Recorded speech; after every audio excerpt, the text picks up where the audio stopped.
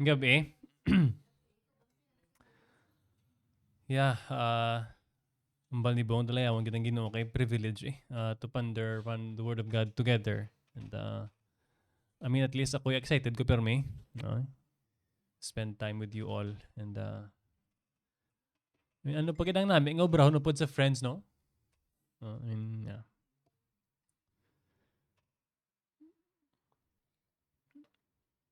Last week we spoke about ang pag-visit ni Mary kay Elizabeth, no? Very interesting event in history. Kaya we see a 6-month-old baby inside his mother's womb. Si John the Baptist, 6-month-old fetus. But the prepare of the way, na-recognize siya ang iyang Messiah, si Jesus. Di pa sang after storya ni Gabriel kay Mary nga nagabusong siya. Lumpat din si Mary mo kadto sa Jerusalem. So, nag-leap for joy si John the Baptist sa sulod sa chance ng nanay, Elizabeth. And then, ang resulta, Elizabeth cried loudly, no? Waay pa niya nakita si Maria, tingog pa lang nabatian niya sa greeting. She cried loudly. Na-recognize siyang privilege bala nga ginbisitahan sa sang iloy sang iya nga Ginoo. Grabe, no? Before pa nakita si Mary. Before she saw Mary, she knew, kag ang 6-month-old fetus, John the Baptist knew just by hearing ang tingog sang greeting ni Mary that the Messiah had come. Grabe, no? Fascinating narrative. Well, although hindi sa same nga level, kita dapat ka-desire man tayo nga mangin sensitive tabla sa moving sang Diyos sa kabuhita. No? Just like how Elizabeth recognizes her Lord, kag gina-acknowledge siya, no? And acknowledges him by acknowledging Mary, dapat ka-desire man ta nga may emotional sensitivity to see God in our daily lives. Kaya ang tendency tabi, ang aton nga Christianity nakaangot sa balati. Gakadto ko sa simbahan kada Domingo. Assume ko din Christian ako na. No? We mean to, what we want to be disciplined in or on is muna bala, sensitive ka sa Diyos adlaw-adlaw. No? Every day. Ano obraon sa Diyos sa imo today? No? How am I going to be glorifying God today? Paano na, no? I mean, it can be as simple as saying hi to a friend, no? Amustahon mo lang friend mo or timplahan mo kaping imo nga partner. Amo na mga simple nga bagay, you're glorifying God. Well, do all things for the glory of God, no? Sensitivity to God, very important. So, mga gabi, we were gonna talk about a song, no? Kanta ni siya. A song that excellently displays who God is. Muna sa klase song, no?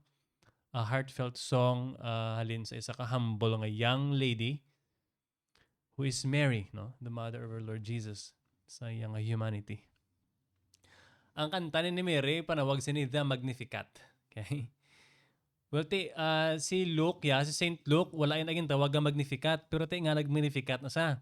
Kahit isang year 400s, sa gin-translate ni Jerome ang Bible sa Latin, ang Luke chapter 1 verse 46, silang yung Magnificat anima mea dominum amo ng balya. Kung basahon mo na sa English, ang Luke 1:46, and Mary said, "My soul magnifies the Lord." I mean, tonight, I hope makover ta ang Luke chapter 1 verses 46 to 56. Manang gusto ta tapuson tonight. I mean, before na ginhambal ni Mary, ang "My soul magnifies the Lord," ang mga verses sa babaw sinada nabasa ta last week na to, ang last week na ginadayaw ni Elizabeth si Maria. Right? Gina-praise si Mary for, ina-recognize siya ang pagka-importante sa visit ni Maria, no? Kung ano siya nga klase privilege. Blessed is she nga nag-believe sa promise. Ginano yung bala ginadayo si Maria. Anong response ni Maria after siya gindayaw? My soul magnifies the Lord. No? I mean, anong ginamin ni Maria magnifies the Lord? Of course, wala siya, she didn't mean to say nga dugangan niya ang greatness ng Diyos, no? By magnifying Him. I mean, she can't add to God's greatness. Nobody can. It is impossible for God's greatness to improve. Ang Ginoo, yaway na sa may ka-improve ya. Na akit perfect sa mo. Kaya karon, if God has some areas of improvement, di sa God eh. He's not God. And okay. So, anong ginobra ni Maria din, no? What Mary is doing here, what's happening to her, I want you to see nga duwa ni siya. This is both what's happening to Mary kag ano ginobra niya. Ano katabo siya? Ano sa overwhelms eh, no? She is seeing and acknowledging the weight of the Lord. Ang himaya sa ginobra, ang values ng Diyos. Kakita iya. Siling niya, my soul. Pras mo na bilang mag-express ka bala sang bawang kalago galalain giniya siya. I mean to say a phrase starting with my soul nanga denote na siya sang pure nga sincerity kag gravity bala sa kung anong gusto mo i-express. No? Kag she did that through a song. Kanta ni siya. Well, may debate, no? On anong klase sang genre sang songs ang dapat appropriate. No? Even ang mainstream ng mga preachers divided man, no? Well, usually kas stiff ka na ng mga fundamental Baptist eh. And most sa mga reform circles. Well, as for me, if you're interested in my opinion, as long as you're singing lyrics that are biblical, biskan 1 million pa nakasulit. If you mean it every time you say it, and if you can do it, do it. No? I mean, what is boring about the Lord is good? Masiling ta the Lord is good 1 million times. Is it gonna change? If it edifies you, then do it, right? Di ta mangin stiff sa amo na. Di ta mangin dismissive bla. Minti kanta na yan. No? We're not gonna talk about that tonight. Pero here you see a song that is literally word for word inspired by the Holy Spirit, like just like the Psalms, no? Without a doubt, yan mo niyang true and pure worship, you know? Hindi lang bala nga sa bibig lang, not just a lip service. Before matapos balang Matthew chapter 14, si Jesus naglakat sa tubig mo, just walked on the water, gin-cater yung pagkarasaras ni Simon, no? And after sila nakatabok to, Jesus ended up healing more people sa Genesaret. Damo-damo, tumerin tandog sa iyang abayo nga nag-alalayo. Well, I hope nga none of you here nagapaminsar nga ang babae lang itong bleeding ang nag-ayo sa itong bayo. Damo-damo, tumerin tandog sa bayo yung nag-ayo. But tingin sunod nilang trend, no? Matthew 9, tabo. Wala tandog bayo, ayo da yun. Kita man bi. Damo na tabo to eh, no? They touched just the fringe of Jesus' clothing, and a lot of them were healed. Ara sila sa Sea of Galilee dampi. No, ara siya dapat sa north, south, east, west mo. Bali, let's say Sea of Galilee niyo ari dampi Genesaret niyo. North, south, east, west, ari. Jerusalem ari. Dalom. Ang mga Pharisees naglakat gidya pakadto kay Jesus. Like ang kalayoon niya siguro kung eroplano Cebu. Straight line na Cebu pero hindi na straight line niya. And ang travel sina nagkadto sila para yung mga trash talk, no? Way mga muga panginaw. Basahon ta na black ka. I mean mahamot ka, no? Mahamot ka. Kakalamutan man gid mga tao nga gapalamalan pero actually hindi mo. Matthew 15 verses 1 to 9, the Pharisees and scribes came to Jesus from Jerusalem. Imagine ang kalayoon. Kung basahon mo ni sa nga do kawaay lang do, hindi mo batsagan atmosphere, no? Pero the fact that they actually went all the way from Jerusalem para lang mag-amo ni, no? Wow. Sabi, no? Siling nila. Pharisees and scribes, Why do your disciples break tradition of the elders? For they do not wash their hands when they eat. Verse 3, he answered them. Sabton sila ni Jesus, and why do you break the commandment of God for the sake of your tradition? Nakita mo kung paano sila ginbilis ka din Jesus? Ginakusahan nila ang mga disipulo ni Jesus nga awayin nyo sunod ang tradisyon sa aton nga mga elders. Hambalan sila ni Jesus, why nyo sunod ang inyong nga Diyos? Do conversation sang protestante, katoliko, bla. Amo na sa exactly. Amo na sang maybe closest yung analogy. Mga disipulo, kung wala ka sunod sa tradisyon, kamo wala ka sunod sa Diyos. And for a Pharisee to be told that, skandal na iya. Kaya they're the religious leaders. Supposedly, sila na yung mga pinakaalam sa Biblia ng mga tao. Tapos sambalon mo sila nga, they disobey God. I mean, imagine mo nga skandal, bla, no? Hambalon mo si Elon Musk, hindi ka mga kabalong pulupad racket. It's crazy. Hambalon mo ang drive sa shopping Libertad for 15 years, hindi ka makabalong mag-drive, no? Ano na saya ng audacious, ridiculous, no? He answered them, why do you break the commandment of God for the sake of your tradition? Verse 4, basahan ko na sa verse 9 na, for God commanded, honor your father and your mother, and whoever reviles father or mother must surely die. But you say, if anyone tells his father or his mother, what you have gained from me is given to God, he need not honor his father.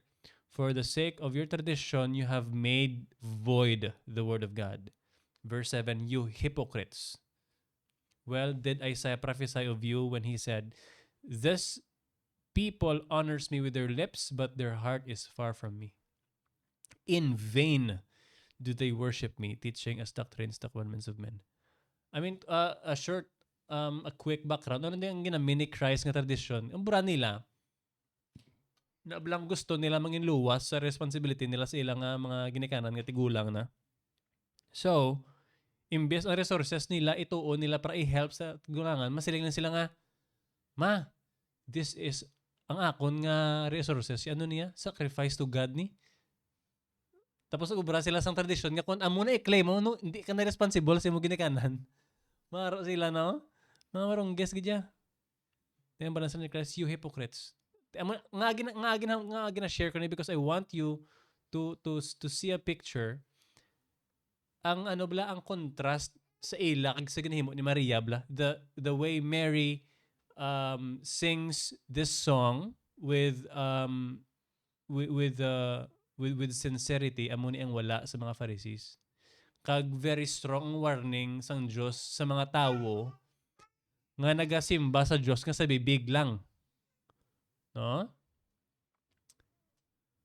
I mean emphasize kung sige tabla claim na Christian sa tapos gadayo to sige no, we must mean it kay kakululbaan, no? My soul magnifies the Lord, no?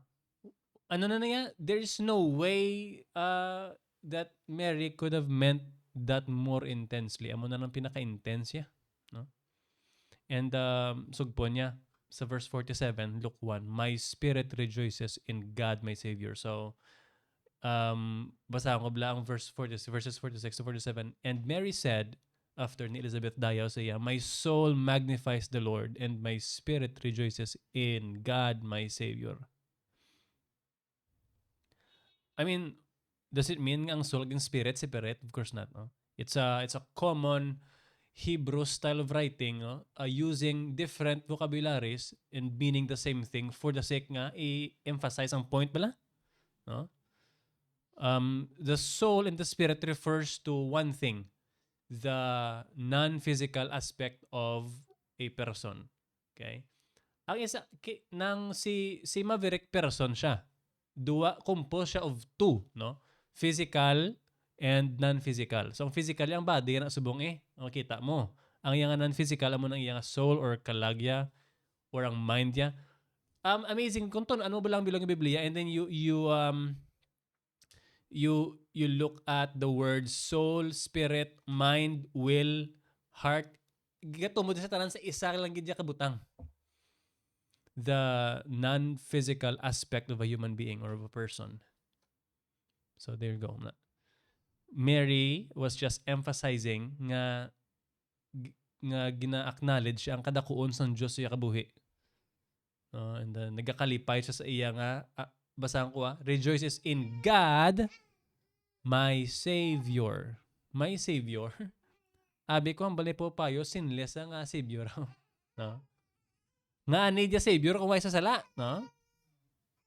I mean, sala ang Katoliko, syempre, of course. What an intense expression of acknowledgement of the greatness of God in her life. Grabe.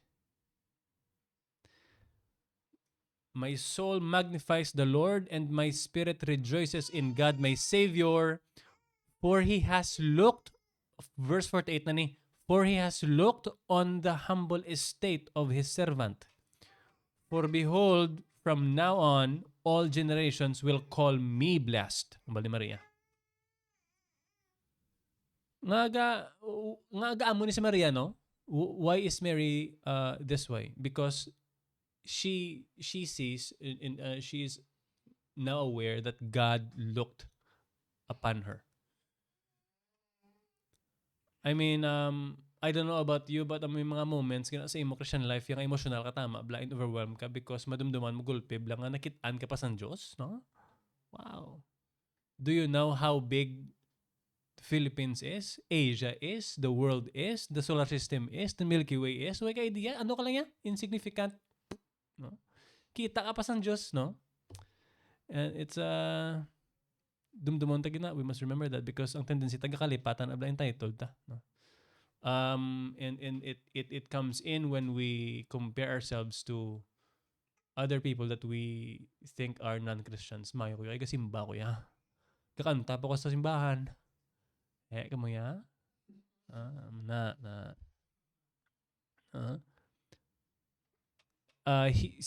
Nag-aamo ni si Maria because God turned His eyes unto the humble position niya, no?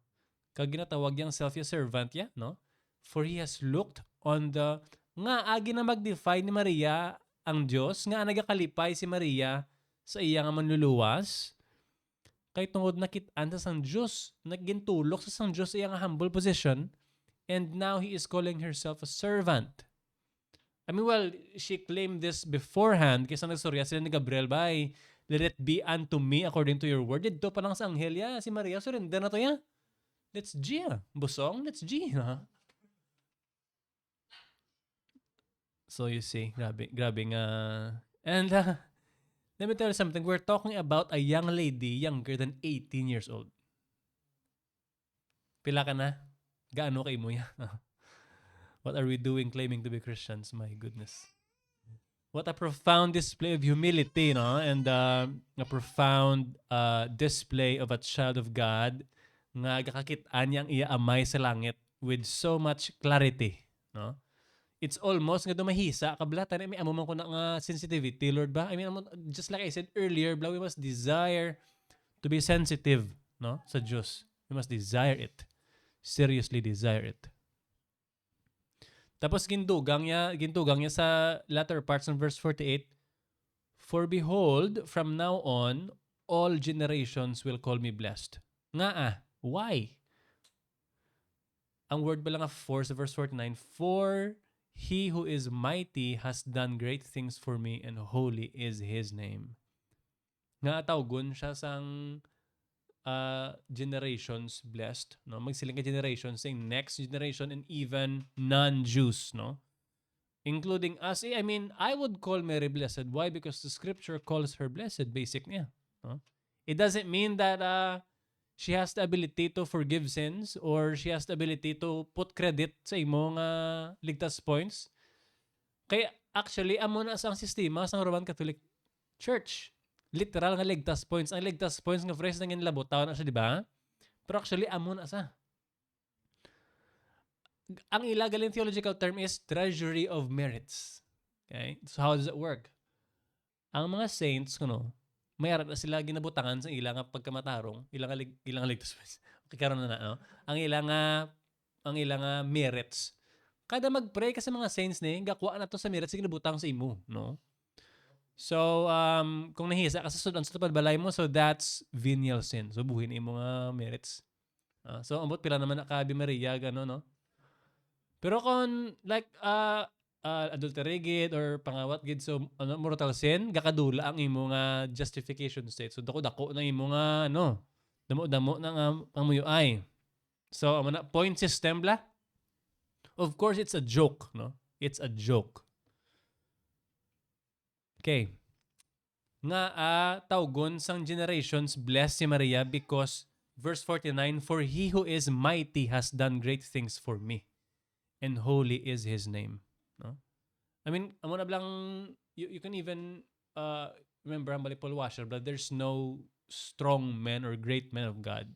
There are just weak men of the strong God. Bla?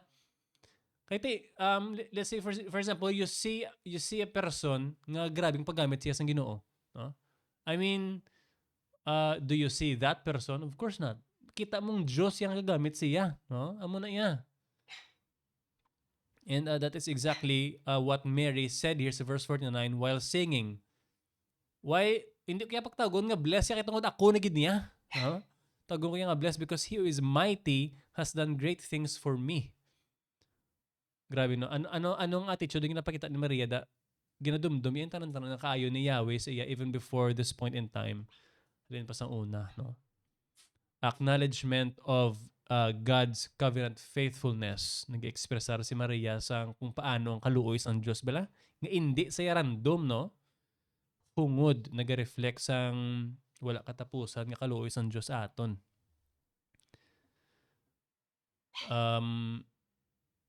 Nga may generational impact gid, no? It's a lasting thing. Kag ti way labot sa personal experience man as a believer of Yahweh. Personal experience man ang katutom sang Dios ya kabuhi. Gina-testify niya lang. Kag ti maybe prophetic declaration nga ari na gaka-foresee ni Maria nga siguro nga Jesus' mission as one of extending mercy and salvation, no? Especially ka-stiff sa mga Hudiyo nga para sa ila sila lang gid ang luwas, no? Which is crazy. Kaya lang taon mo si Ruth, Moabites man to, hindi man to Hudiyo, no? I mean, sila mismo bala, ara na gid sa nasulat sinyo gaktem ka mga sa ulo nyo na wa nyo ni gakatandaan araw-araw. Okay. Ang mga tinaga ni Maria bla, celebration of God's unchanging mercy, no? Di na nagahalin nga makahambal si Maria sina. Alam sa Biblia mo, no? I mean, at that point in time wala pa to syempre Matthew to Revelation, no? So si Maria grabe ka familiar sang well technically it's called Tanakh, no? Torah, Nevi'im, Ketuvim, amo na sa ang Genesis to Malakay. Amo nang ila scriptures sa una. So wala pa na-compile ang Matthew to Revelation. No, ang expression ni Maria through singing, this shows nga familiar si Maria sa scripture, no? Dumaka sa naol ka no, grabe sa amoy nakahubin. Muna na, no? Naga-reflect sa iyabla nga tagipasuon nga puno sang gratitude, pagpasalamat. Verse 51, he has shown strength with his arm. He has scattered the proud in the thoughts of their hearts. Makita mo da. Ang display sang Diyos iya gahom no? Shown strength with his arm. Nagasimbolize ang active involvement sang Diyos sa creation. Okay? Lain na iya ang naga-create sang isa ka video game, for example, nga pagkatapos mo na program ya, there is some separateness na nga hindi kada 24 hours yung nagatutok yan nga para mag-function ng game. No? When God created the universe, He is constantly involved in it, sustaining it, giving it life, sustaining it. Let me tell you something, bisa ng impyerno, kung hindi pag-sustain sa Ginoo, madula. I mean, sino pag-ibig nagtugas sa impyerno? I mean, why did I say that? Gusto ko bala ma-emphasize ang gahom sa Diyos, no? It's unending. It knows no bounds. Grabe. Ang abilities ng Diyos nga magluwas, no? Mag-protect, magdala hostisya. Grabe. Judgment sa mga bugalon, no? Scatter the proud in the thoughts of their hearts. Ang awareness ni Maria blas ang hatred sa Diyos when it comes to pride, no? Kag transformation. Verse 52. He has brought down the mighty from their thrones. He has brought down the mighty from their thrones and exalted those of humble estate. Grabe nga reversal blas ng earthly power, no? Sino tong bugalon, siya pa tong dunuton, sino pa tong, exaltation of the humble. I mean, ang exaltation sang mga humble, actually overarching theme sa sang Biblia. Bisan din makita mo gina Old or New Testament, it's there, no? It implies nga ang Diyos justice, right? What Mary is doing here is gina-celebrate yung justice ng Diyos. Okay? And tig-ani sa pamatian, pero I'm gonna say it anyway because it's true. Those who are judged in hell, God is glorified. I mean, kung gaaso gid man ang ilapan ito, gakasunog, ang aso hamot sa Diyos. Why, no? Why is that? Why is it true? If a judge, kung ang judge i-render ya guilty ang rapist, is he a good judge? Of course. Kaya naghatol sa sangtsaktong hatol mo, therefore he is a good judge. It is good on him. That's the analogy of what I just said, no? Wala ega kasubo ang Ginoo nga nagpa-impierno ang mga unbeliever, Na masubo ang Ginoo, no? Ang Ginoo ya nagakasubo ya, I mean, nagagrieve siya, of course, anthropomorphically. Nagakasubo siya.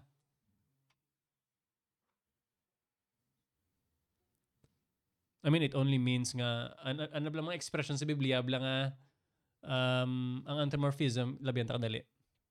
Na blang, God repents. I mean, God repents. Of course, it's, hindi na siya nga repent as we humans or Christians repent. May ginobra ka nga sala, galalain ka, gagrieve mo soul, hindi na yan mo na yung gaamon ang Diyos. Ang phrase nga God repents, for example, it shows nga ginakiter sang Diyos lang aton nga mind para maintindihan ta nga ang Ginoo gali hindi agli gusto ang immorality. So he hates it, no? Pero ang mga word nga hate, ang mga word nga love, ang mga word sa Diyos constant na iya, no? Nang why ni sila kondisyon. Dayon sa aton yang hindi ta mapunggan yang love ti conditional gid masiling ka pa nga langga di kaya bibiyaan conditionally. No? Impossible. Right. So it's also a call to humility, of course, no? Ang song ni Mary nag-remind sa aton nga avoid pride and to embrace humility. Pero hindi man tani nga humble na ko yan, no? Hindi ba mo na humble sa akon ba? Magnificat ba? Hindi amo na, no? The moment that you are aware that you're humble, amo na sa pinakabugalon mga chimpo, no? If you think you're humble, you're totally the opposite. Di ko tikalo niya, gipos mo lang ko. Amo na gani nga, pero tisi mo katikalon, kagihipos ka lang. No? Madla yun. Sinisil na.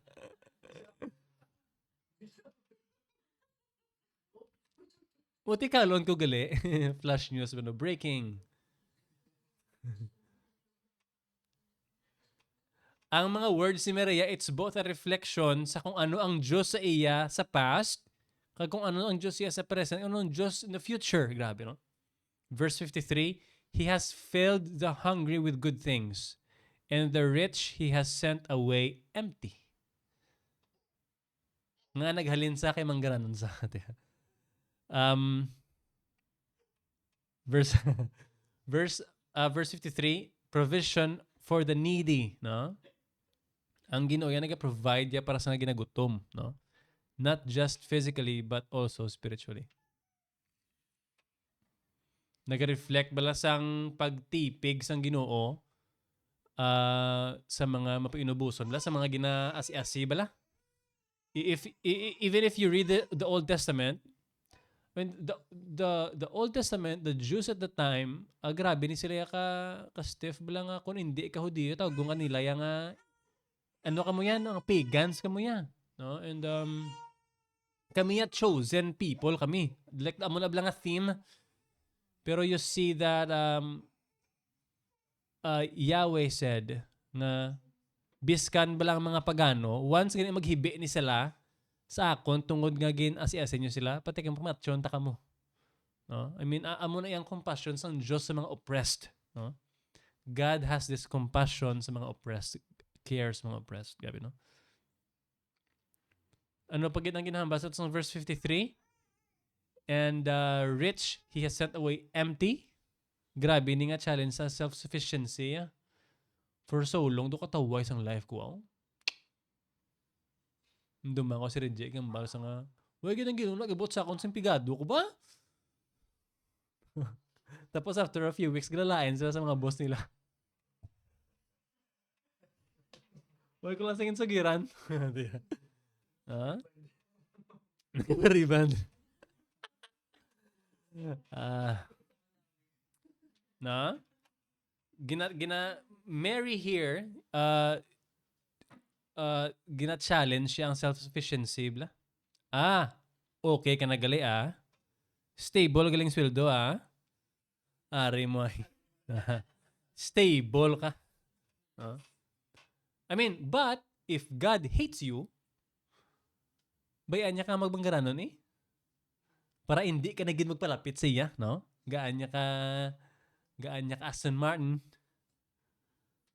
Gaan niya ka sa tanan-tanan nga makapalingaw sa imong kuminsaron, and you will never be in a position of need.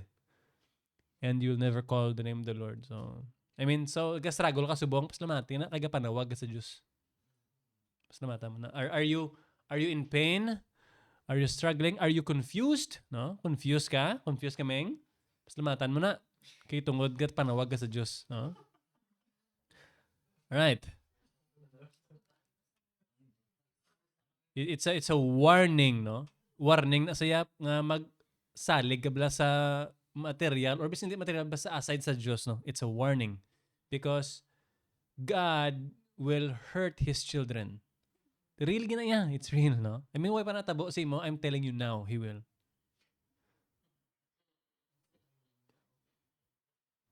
Nga obrahon niya na because He will use you. And He will use you for His glory. And amo na sa madalas imo joy, no? I mean, biskan nga si Peterson. It's a guy who, well, he's doing his best to tell the world nga hindi man sa atheist, pero he is also doing his best to avoid ang Christian gid sa, so it's crazy. Siya gani gambal nga only from pain you will experience satisfaction. No? I mean, ang no pain, no gain, in a sense, very true ginasa, no?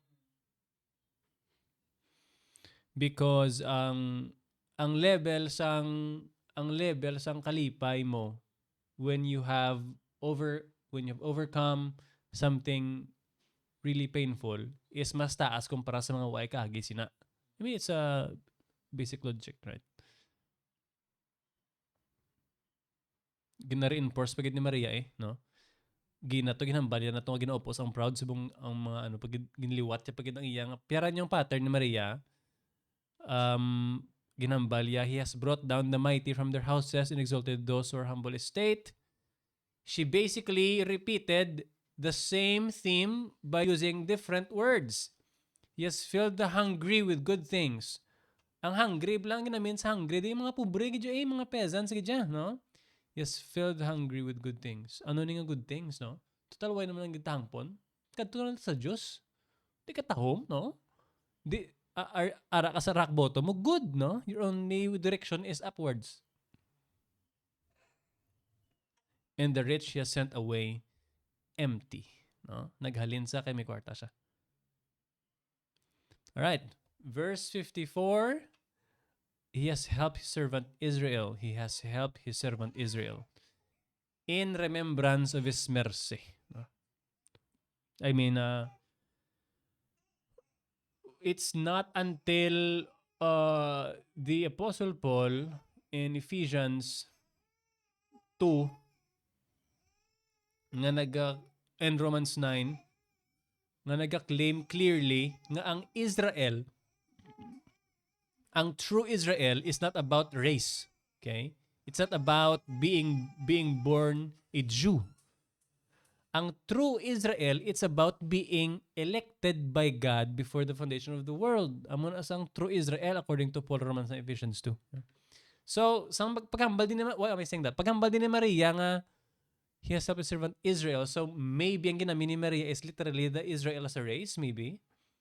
But possible man nga ang ginamit ni Maria is not the descendants of Jacob or a nation, but God's chosen people. As a whole, kiti, why am I saying that? Kiti, historically speaking, sa mga Hudiyo, hindi malang Jews ang na-involved sa planos ng Diyos. Like Ruth, hindi man to Hudiyo. Pero God used her greatly sa history ng Israel.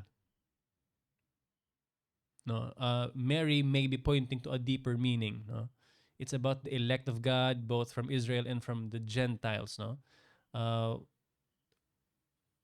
nag-form sa family of God altogether. Kaya diba siling he has helped his servant Israel. Hindi niya vague. Mary here is talking about a personal level of help. Hindi niya help yung ati charity sa kamilyo. Charity na mga tagpagkaon sa Banago. Banago, ganyan yung nagamit ang ano, no? Isomos 5. Joke. No? Kabuji. No, it's a personal level of help. No? Imagine someone fallen down, hindi ka tindog. Ang Diyos nag-reach out sa kamot patindogon na muna personal level through Jesus, no? I mean, God who did not need to enter his creation entered his creation and subjected himself perfect obedience bla, no? Grabe. Mawandar ka, no? Why do we have so much security as Christians? Kaya si Jesus na to yung nag-obey para sa imo. Gabi. Kiti, ang ginademand ni Yahweh is perfection, no? Jesus did that for you, suffered and died to rescue us from sin and misery. Misery gidya. Kagte, wala ito na ginabiri. He doesn't just leave us there. In-uphold yata with his strength, no? And lead us safely to eternal glory. Grabe. So, amo na nga klase sang help ang ginamit ni Maria, no? Praising God for that kind of help. Praising God for that kind of help. Ano sagpo ni Maria sa verse 55, as he spoke to our fathers, to Abraham and to his offspring forever. Notice diya, it says offspring, not offsprings. Okay? Maria is referring to single offspring. Of course, that's Jesus. Ang ginabusong niya, no? Covenant fulfillment, no? Ang ginatahi ni Maria ang aksyon sang Dios sa kabuhi iya, kag promisa sang Dios sa kay Abraham. Lumalam kay Maria's theology, no? Grabe. Ano pa? Eternal promise. Siling niya, and he spoke to our fathers, to Abraham, and to his offspring forever. No? The eternal promise, eternal nature of God's covenant, his mercy, his faithfulness endures across generations. Mayari na blang, ang pagka-unconditional sa election bla, kag ang pagka naman, let's say, pagka one-sided sang salvation la in its technicality. Sang si Abraham masulod siya in covenant with God, kinsugot sa sang Dios nga ti pangpihakan ng mga sapat kag obra dalan, no? Kaya tingin obra nila, for example kami ni Mavbe may agreement kami, pangpihakon na namo ng mga karniro, mga pispis kag ibutan na naman sa dalan, like malakat kami ng adwa mo. Malabay kami ng adwa ni Mav. It means nga kung may isa sa amon ang hindi magtuman sa amon nga grihan, amon ni matabo siya matunga sang patay sabla, sa amon na kami miserable nga death. And you know what? Sang inogtabok na, ginpatulog ya ni Diyos, sang Diyos si Abraham. No? Ang Diyos lang ito nagtabok, why si Abraham katabok. Pero ang promisa natupa gyapon, no? Abi. Nung duman niya si Moses, siling ni Yahweh, huti kilang ang bato, ay matubod na, iya yung pakdol ya. Pero nagtubod, no? Pero nagtubod. Ndara mo na makita nga wala gid salig ang Ginoo si mo ya tutod lang. Hindi ka magkabalaka kay wala salig ang Ginoo si mo, no? Don't worry about it. Base ang mga tao sa palibot, wag ka kaintuan mga magsalig si mo. Ang Ginoo gid salig si mo, no?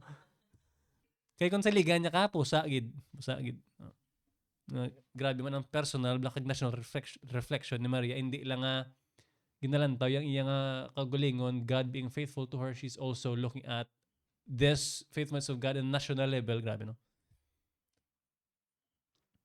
Grabe nga kalipot-lipot nga kanta, pero grabe ka powerful declaration sang nature sang Diyos, compassionate provider, no? Caring for the humble and satisfies their needs, no? Righteous judge and a faithful promise keeper. Grabe. It's amazing.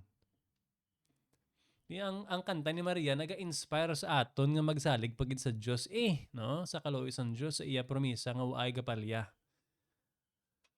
Kay kung gasalig ka sa promisa sang Dios, ang resulta sila napakaubos sigid ya, no? Kay hindi man pwede magdungan ang bugalon katapos gasalig ka sa Dios. Ano na sila yaga mo no?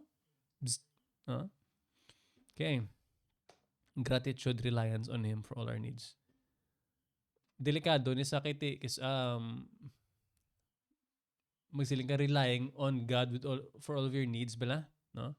That's why I always encourage you, I mean, when we talk here, nga pamayuan nyo pati mga kliyente nyo sa lubrahan nyo, pray for them that God would grant them good health and more revenue. Pamayuan nyo lang inyong mga employers, right?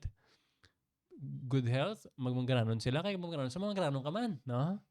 Right? Pray nga mangin excellent ka nga empleyado or empleyada para sa ila, no? Naman na blang bagay. I mean, unless ang boss mo para sa boss nila. So, ang last na nga verse, mababasahan mo nga nagtiner si Maria to for 3 months. No? After ito kanta. No? Mary stayed there for 3 months until si Maria nagpuli sa balay. During that time, sigurado nagid siya Kaya di ba ginambalansin ni Gabriel nga nagbusong man to si Elizabeth Tapos busong man ka, no? Kadto to sa confirm ti are sigurado nagid niya kay di ba 6 months agwat nila ni Baptist. So after 3 months, may baby bump naman si Maria, kag manugbata si Elizabeth, confirmed dito tuod digili wala virgin busong ba? No? So I mean, yes, Maria trusted God when God said it. Pero lain man nga experience nga nagbukol gid siya niya mo, no? I mean, so there you go. A 3-month period, nag-aalay na sa customs ng mga Hudiyo nga ma-wait ka bala 3 months bala kung may nag-divorce ka man be, no? Or patay, antes magpakasal. Di ba? Para mabalaan kung gubusong or wala. May clarity lang sinong amay sa bata na naman asa. After this time, puli si Maria sa Nazaret, right? Pagpuli sa Nazaret, lain naman nga problema. Nga alay naman problema, kaya si Joseph, ang iyang betrothed, wala idea nga gabusong sa. I mean, sa utok ni Mariano, kaya kanami namin ito sa amon nga chika-chika ni Kasato, pagpuli ko problema ba? I mean,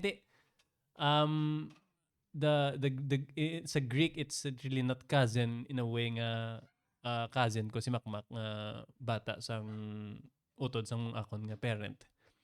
Close relative, no? So we don't know if it's a cousin or whatnot. I don't know. We don't know for sure. So anyways, puli sa, okay? Salas Joseph, no? I mean, nang isa niya sa mga first na sessions, I think second sessions New Testament, we talked about Joseph. Matthew 1:18-25, the life of Joseph. Uh-huh. Be like Joseph. Yada mo na nga ito nga meme no at that time, no? Be like Joseph. Pakasal ka mo doon na, no? Be like Joseph kag. No? Imagine na, naglagaw ka lang to, nagpasibo ka lang, puli ka busong. Tapos, Bali Maria, hindi I can explain. Explain ka da, gabok na na. Uh-huh. Magalang yung padamgo sa anghel si Joseph, wala, bulagan niya gintani. Pero kabuot man nga tao, kaya hindi pagpaskandalohon, bla, no? Oh.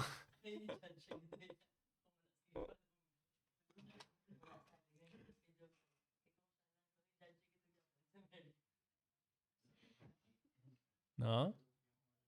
What a profound song, no? What a profound song we have looked at just tonight, no? Ga-highlights ang mercy ng Diyos, justice. Humility ni Maria, which we all should desire to have, no? Nag-acknowledge ang kadako sang Diyos, nag-recognize ang listen to this, nag-recognize bala ang personal na intentionality sang Diyos sa kabuhi mo. Hindi balaya nga, praise God, hallelujah. Kiss abi, kung kanayo magkanta kay Bong, nagkakalipat ka bala nga personal galing Diyos. Sabi mo, do ka group na lang bala? I mean, do you know what I'm talking about? Do ka group thing bala nga, we're Christians, we have a God. Pero what I want you to remember is personal ganiya. No? We're thinking a personal God, each of us. No, grabe. Let's remember that. Let's celebrate, nag-celebrate sang cares ng Diyos for the lowly, opposing the proud. Grabe. As we reflect sa amo nga song, i-examine tang hearts ta let's examine ourselves, no? Are we seeing God's glory in our lives daily? I mean, that's a hard question. You don't like the answer. Are we praising God with our words only, or is it with actions? Another painful question that you don't like the answer to. Challenge is, let's be sensitive sa kung diin ang Diyos go work, no? Pero may ginambal, do not delay obedience. If God is calling you to obey Him in a certain way, do it. Hindi na pag-delay, no? Masiling ka ba si magulpihan ko? Gulpiha? Nga, ikaw na masustain sa self mo, hindi man? No? Naglakat ganing piang. No? Pero ikaw gani enemy of God, nag-believe ka. Ano pagid nga miracle ang do paras ka sa Hudiyo, nakita na ginabaybay nagtunga. Di pa mong pati. No? Lord nga mana, nadodlaw, pinirito nga mana, tinula nga mana. Gusto naman karne naman, are karne ka doon lang patay, no? Gusto niyo gali karne, ha? Ara padalaan ta ka mo karne sa magululuwa sa ilong yung karne. No? Let's desire to see God, and let's pray to Him that He would grant us that level of sensitivity, no? Na makitaan ta siya. And namitid ra antas ta, 49 minutes man tayo. Hallelujah. Amen.